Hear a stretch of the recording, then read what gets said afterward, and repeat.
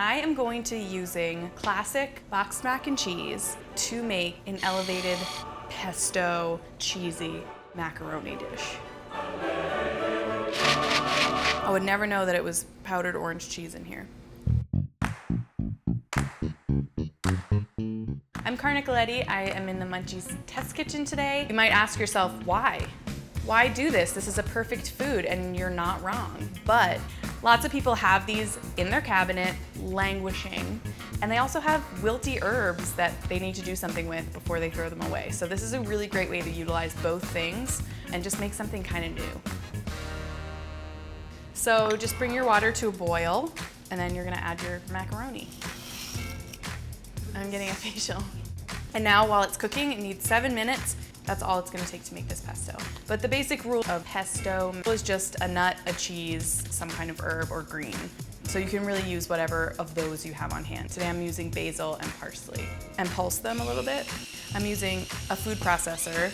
You could hand chop the pesto, but it's kind of better if you put it into some sort of machine. Some nuts. Using walnuts is definitely more cost effective than pine nuts. Pine nuts are insanely expensive. This will be much easier on your wallet.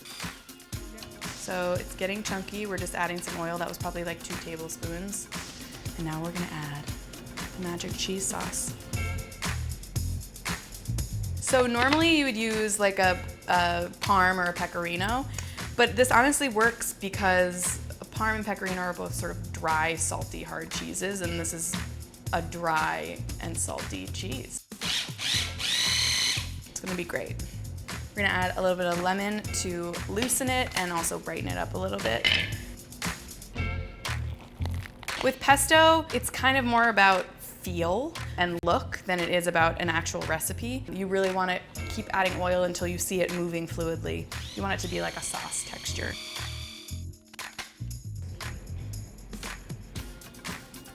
Delicious. Powdered cheese works weirdly well.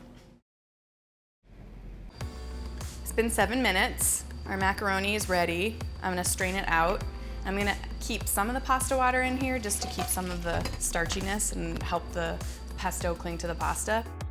So now we have our cooked noodles, and we're gonna add 4 tablespoons of unsalted butter because that's what the box calls for.